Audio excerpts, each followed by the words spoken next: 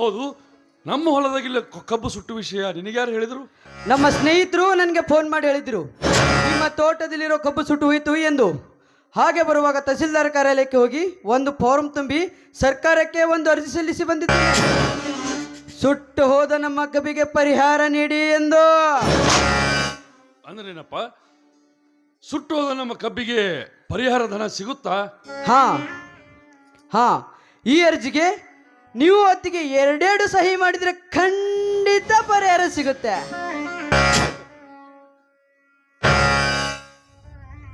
ಹೆಜ್ಜೆ ಹೆಜ್ಜೆಗೂ ಹಾಕುತ್ತೈತೆ ಮೋಸಾನು. ಇದ್ರಲ್ಲ, ಬೇಗನೆ ಪರಿಹಾರ ನಿನ್ನ ಅಕೌಂಟ್ಗೆನೆ ಬರುತ್ತೆ. ಒಳಗ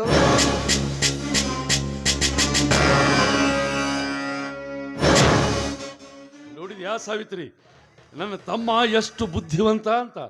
ಅಲ್ಲ, ಸುಟ್ಟು ಹೋದ ನನ್ನ ಕಬ್ಬಿಗೆ ಪರಿಹಾರ ಬರುವಾಗ ಮಾಡ್ದ. ಹೌದು ನೋಡ್ರಿ, ಅವನನ್ನ ಇಷ್ಟೊಂದು ಕಲಿಸಿದಕ್ಕೂ ಸಾರ್ಥಕವಾಯಿತು. ಹೌದು, ಅವನನ್ನ ಓದಿಸಿ ದೊಡ್ಡ ಡಾಕ್ಟರ್ ಮಾಡ್ತೀನಿ ಅಂತ ಹಡದ ಓಪಗ ಮಾತು ಕೊಟ್ಟಿದ್ದ. ಹೌದಲ್ಲ, ಅವನು ದೊಡ್ಡ ಡಾಕ್ಟರ್ ಆದ್ರ ಅವ್ರ ಆತ್ಮಕ್ಕೂ ಶಾಂತಿ ಸಿಗುತ್ತೆ. ಇದರ ಮುಂದೆ ನಮಗೇನು ಸಂತೋಷ ಇದೆ? ಹೌದಲ್ಲ? ಹೌದ್ರಿ, ನಿಜ ಇದೆ ನಿಮ್ಮ ಮಾತು. ಪುಷ್ಪ ಪುಷ್ಪ ಪುಷ್ಪ ಪುಷ್ಪ ಇರೋದು ಮೈದುನ, ಏನು ಇದು? ಏನ್ ಮಾಡ್ತಿದೀಯಾ? ಕಲಿತವನಾಗಿ ಕೆಟ್ಟ ಚಟಕ್ಕೆ ಬಲಿಯಾಗಿದೆಯಲ್ಲ. ಬರೀ ಸಿಗರೇಟ್ ಸೇತಾ ಇದ್ದೀನಿ. ಇದು ಕೆಟ್ಟ ಚಟ ಅಂತ ಯಾರು ಹೇಳಿದ್ರು? ಏ ಧರ್ಮ್ಯ, ತಮ್ಮ ತಮ್ಮ ಅಂತೇಳಿ ಬಾಯಲ್ಲಿ ಬೆಲ್ಲ ಇಟ್ಟು ಕಳ್ಳಿಗೆ ಕತ್ರಿ ಹಾಕೋ ಈ ನಿನ್ನ ಕಲ್ಲಾಟ ನನಗೆ ಗೊತ್ತಿಲ್ಲ ಅಂತ ಮಾಡಿದೀಯಾ? ಏನು ಹೇಳಿದೆ ನೀನು? ಹೊಲದಲ್ಲಿರೋ ಕಬ್ಬು ಸುಟ್ಟು ಐತಂತ ಹೇಳಿ ಕಬ್ಬನ್ನೆಲ್ಲ ಫ್ಯಾಕ್ಟ್ರಿ ಕಳಿಸಿ ಬಂದ ಹಣದಲ್ಲಿ ಈ ನಿನ್ನ ಹೆಂಡತಿ ಕೊರಳಗೆ ಬಂಗಾರದ ಬದುಕ ಮಾಡಿಸಿದೀಯಾ? ಏನು ಇದು? ಏನ್ ಮಾತಾಡಕತ್ತಿ ಅನ್ನೋ ಅರಿವರೈತೆ ಇಲ್ಲ ನಿನಗ? ಕೇಳಿದ್ರೇನ್ರಿ ನಿಮ್ಮ ತಮ್ಮನ ಮಾತನ್ನ? ನಮಗ ಮಕ್ಕಳಾದ್ರ ಇವನ ಮ್ಯಾಗಿನ ಪ್ರೀತಿ ಎಲ್ಲಿ ಕಡಿಮೆ ಆಗತ್ತಂತ ಹೇಳಿ ನಾವು ಮಕ್ಕಳನ್ನೇ ಹಡಿಲಿಲ್ಲ. ಆದ್ರೆ ಇವತ್ತಿವನು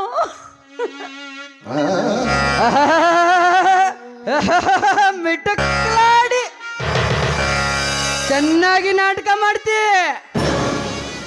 ನಿನಗ ಮಕ್ಕಳಾದ್ರ ನನ್ನ ಮೇಗಿನ ಪ್ರೀತಿ ಕಡಿಮೆ ಆಗುತ್ತೆ ಅಂತೇಳಿ ಮಕ್ಕಳೇ ಹಿಡಿದು ಬಿಟ್ಟಿಯಾ? ಅದು ನನ್ನ ಮೇಗಿನ ಪ್ರೀತಿಗೋಸ್ಕರ ಅಲ್ಲ, ಮಕ್ಕಳ ಕೊಡುವ ಗಂಡಸ್ತನ ಈ ನಿನ್ನ ಗಂಡನ ಹತ್ತಿರಲ್ಲ ಅಂತ.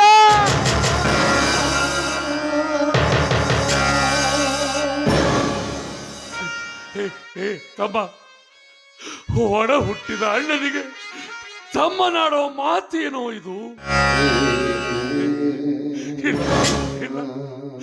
ನಾನು ಯಾಕೋ ನಿನಗೆ ಮೋಸ ಮಾಡಲಿ? ನಾನು ನಿನಗೆ ಮೋಸ ಮಾಡಿಲ್ವಪ್ಪ, ಮೋಸ ಮಾಡಿಲ್ಲ.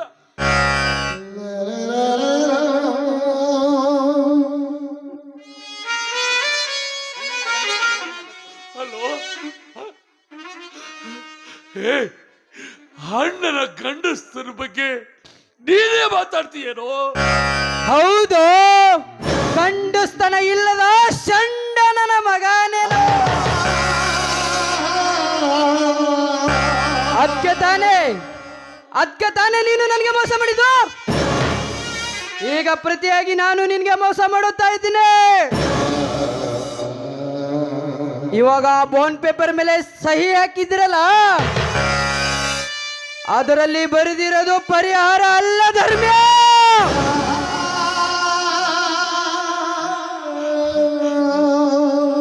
ಮತ್ತೇನಪ್ಪ?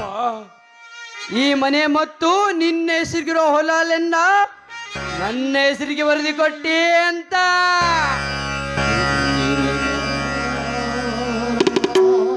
ಈ ಕ್ಷಣ ಈ ನನ್ನ ಮನೆಯಲ್ಲಿ ನಿಮ್ಮಿಬ್ಬರಿಗೂ ಜಾಗವಿಲ್ಲ. ಹೊರಡೆ ಗಟ್ಟ.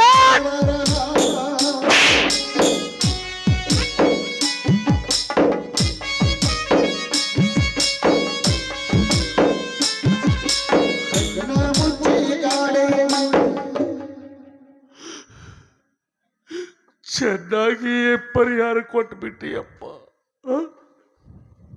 ಅಲ್ಲೋ ಏ ತಮ್ಮ, ಅದು ನನ್ನವ್ವ ಸಾಯುವಾಗ ನೀನಿನ್ನು 10 ದಿನದ ಹಸುಗೂಸಾಗಿದ್ದೆ. ನಿನ್ನತ್ತಿಗೆ ನಿನಗೆ ತಾಯಿಯಾಗಿ ಜೋಪಾನ ಮಾಡಿದಳು. ಹೌದು, ನಿನ್ನ ಓದಿಗಾಗಿ ತನ್ನ ತವರು ಮನೆಯವರು ಪ್ರೀತಿಯಿಂದ ಕೊಟ್ಟ 3 ಎಕರೆ ಜಮೀನು ಬಂಗಾರವನ್ನು ಮಾರಿ ನಿನಗೆ ಓದಿಸಿ ದೊಡ್ಡ ಡಾಕ್ಟರ್ನಾಗಿ ಮಾಡಿದಳು. ಇದಕ್ಕೆ ಉಪಕಾರ ಚೆನ್ನಾಗಿಯೇ ತೀರಿಸಿಬಿಟ್ಟೆಯಪ್ಪ, ಚೆನ್ನಾಗಿಯೇ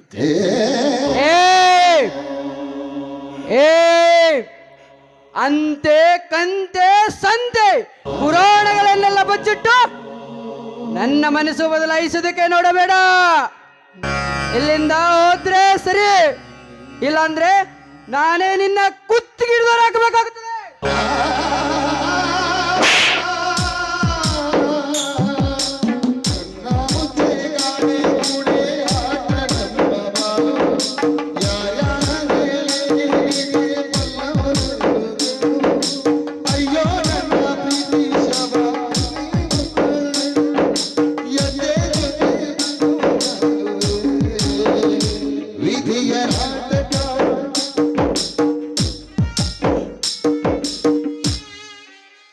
ಹೋಗ್ತೀವಪ್ಪ, ಹೋಗ್ತೀವಿ. ನಾನು ಹೋದ್ರೆ ನಿನ್ನ ಮನಸ್ಸಿಗೆ ನೆಮ್ಮದಿ ಸಿಗುತ್ತೆ ಅಂದ್ರೆ ಈ ಮನೆ ಬಿಟ್ಟು ಹೊರಟು ಹೋಗ್ತೀವಪ್ಪ, ಹೊರಟು ಹೋಗ್ತೀವಿ. ತಮ್ಮ, ಈ ಮನೆ ಬಿಟ್ಟು ಹೋಗು ಮುಂಚೆ ನಿನ್ನ ಹತ್ತಿರ 4 ತುತ್ತು ಅನ್ನ ಇದ್ರೆ ಹಾಕೋ. ಯಾಕಂದ್ರ ನನ್ನ ಹೊಟ್ಟಿ ಬಾಳ ಹಸಿಯಾಕತ್ತೈತು ತಮ್ಮ, ಬಾಳ ಹಸ್ಕೊಂಡೈತಿ. ದಯವಿಟ್ಟು ಅನ್ನ ಹಾಕಪ್ಪ.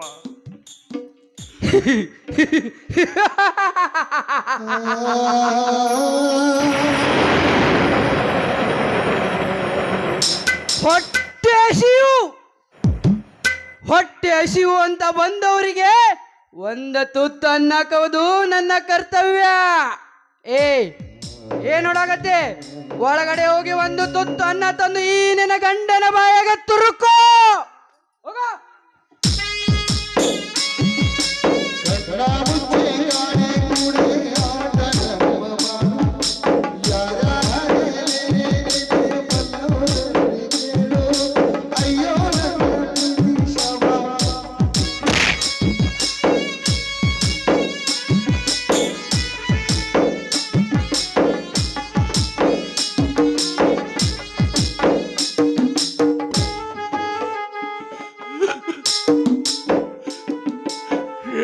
ಕರ್ಮರಾಜ, ನನಗೆ ಅನ್ನ ಹಾಕೋ ಮನಸ್ಸಿಲ್ಲ ಅಂತ ಹೇಳಿದ್ರೆ ಸಂತೋಷವಾಗಿ ಮನೆ ಬಿಟ್ಟು ಹೋಗ್ತಿದ್ದೀನಲ್ಲೋ. ಆದ್ರೆ ತಿನ್ನೋ ಅನ್ನವನ್ನ ಈ ರೀತಿ ಕಾಲಿನಿಂದ ಒದ್ದು ಕಡಿಮಿದೆಯಲ್ಲ. ಹೇ ಕರ್ಮರಾಜ, ನೀನು ಒಂದಿಲ್ಲ ಒಂದು ದಿನ ತುತ್ತು ಅನ್ನಕ್ಕೋಸ್ಕರ ಬೀದಿ ಬೀದಿ ಅಲೆದು ಭಿಕ್ಷೆ ಬೇಡಬೇಕಾಗುತ್ತೆ. ನೆನಪಿನಲ್ಲಿಟ್ಟುಕೋ.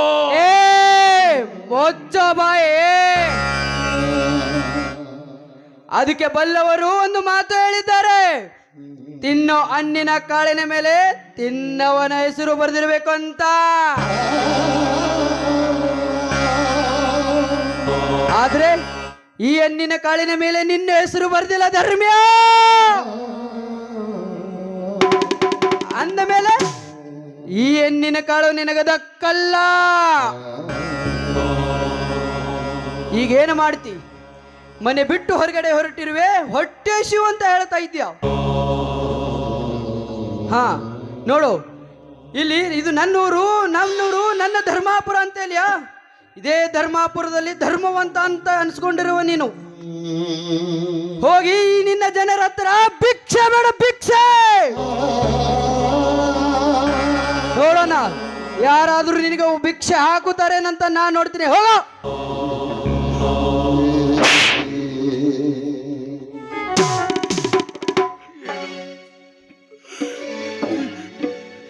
ಚಿಕ್ಕಂದಿನಿಂದ ಇಷ್ಟು ನಿನ್ನ ದೊಡ್ಡವರನ್ನಾಗಿ ಶಾಣೆಯಾಗಿ ಮಾಡಿದ ನನಗೆ ತುತ್ತು ಅನ್ನಕ್ಕೋಸ್ಕರ ನನಗೆ ಭಿಕ್ಷೆ ಬೇಡು ಅಂತ ಹೇಳ್ತಾ ಇದ್ದೀಯಲ್ಲ.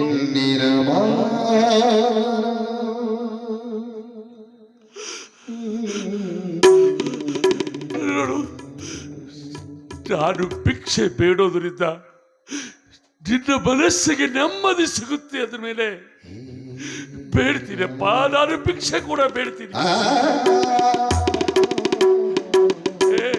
ತಮ್ಮ, ನನಗೆ ಭಿಕ್ಷೆ ಬೇಡೋದು ಹೊಸದೇನೂ ಇಲ್ಲಪ್ಪ.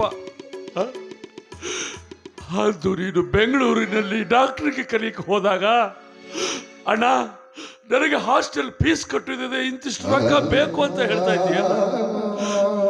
ಅಣ್ಣ ನನಗೆ ಕಾಲೇಜ್ ಫೀಸ್ ಕಟ್ಟುವುದಿದೆ, ನನಗೆ ಅರ್ಜೆಂಟ್ ಆಗಿ ಹಣ ಬೇಕು ಅಂತ ಹೇಳ್ತಾ ಇದ್ದೀಯಲ್ಲ. ನಾವಿಬ್ರು ಗಂಡ ಹೆಂಡತಿ ಕತ್ತಿ ಹಂಗ ದುಡಿದ್ರು ನಿನಗೆ ಕಳ್ಸಕ ಹಣ ಸಾಲೋದಿಲ್ಲ ಅಂದ್ಮೇಲ, ನಿನಗೆ ಕಳ್ಸೋದಕ್ಕ ಹಣ ಸಾಲೋದಿಲ್ಲ ಅಂದ್ಮೇಲ ಈ ನಿನ್ನ ಅತ್ತಿಗೆ ಮಕ್ಕಳ ಮನೆಯಲ್ಲಿ ಕಸ ಮುಸ್ರಿ ತೊಳೆದು ಕೂಡಿಟ್ಟು ನಿನಗೆ ಹಣ ಕೊಟ್ಟಳು. ಆದ್ರೆ ನಾನು ದುಡಿದಿದ್ದ ಹಣ ಸಾಲ ನಿನಗೆ ಕೊಡೋದಕ್ಕ ಸಾಲದಿದ್ದಕ್ಕ ನಿನ್ನ ಅತ್ತಿಗೆಗೆ ಸುಳ್ಳು ಹೇಳ್ತಿದ್ದ. ಸಾವಿತ್ರಿ, ನಾನು ಪಕ್ಕದ ಊರಿಗೆ ಜಾತ್ರೆ ನೋಡಕ್ ಹೋಗ್ತೀನಿ, ಕುಸ್ತಿ ಆಡಿ ಬರ್ತೀನಿ, ಆ ಕುಸ್ತಿ ಗೆದ್ದ ಹಣದಿಂದ ನನ್ನ ತಮ್ಮನಿಗೆ ಸಾಲಿ ಕಲಿಸಲು ದುಡ್ಡು ಕಳಿಸ್ತೀನಿ ಅಂತ ಹೇಳ್ತಿದ್ದೆ.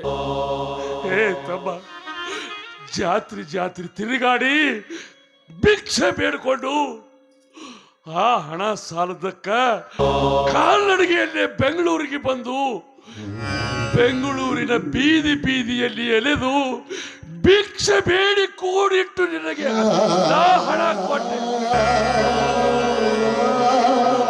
ನಿನಗೆ ಹಣ ಕೊಟ್ಟೆ. ಇದರ ಉಪಕಾರ ಚೆನ್ನಾಗಿಯೇ ತೀರಿಸಿಬಿಟ್ಟೆಯಪ್ಪ, ಚೆನ್ನಾಗಿ ತೀರಿಸಿಬಿಟ್ಟೆ. ನಿನ್ನ ಶಾಲೆ ಕಲಿಯುವುದಕ್ಕಾಗಿ ಈ ನನ್ನ ಅಣ್ಣ ತಮ್ಮಂದಿರಲ್ಲಿ, ಈ ನನ್ನ ಅಭಿಮಾನಿಗಳಲ್ಲಿ ನಾನು ನಿನಗೋಸ್ಕರ ಭಿಕ್ಷೆ ಬೇಡಿದೆ. ಬೇಡ ಬೇಡ ಬೇಡ, ಭಿಕ್ಷೆ ಬೇಡ. ಸಾಕಷ್ಟು ಕೊಟ್ರು, ಎಲ್ಲರೂ ಸಾಕಷ್ಟು ಕೊಟ್ರು. ಆದ್ರ ಇವತ್ತು ನಾನು ಉಪವಾಸ ಹೊಟ್ಟೆಯಿಂದ ಸಾಯ್ತಿದ್ದೀನಿ ಅಂದ್ಮೇಲೆ ಈ ನನ್ನ ಅಣ್ಣತಮ್ಮರು, ಈ ನನ್ನ ಅಭಿಮಾನಿಗಳು ನನಗೇನು ಕಡಿಮೆ ಮಾಡೋದಿಲ್ವೋ, ಏನು ಕಡಿಮೆ ಮಾಡೋದಿಲ್ಲ. ನೋಡು,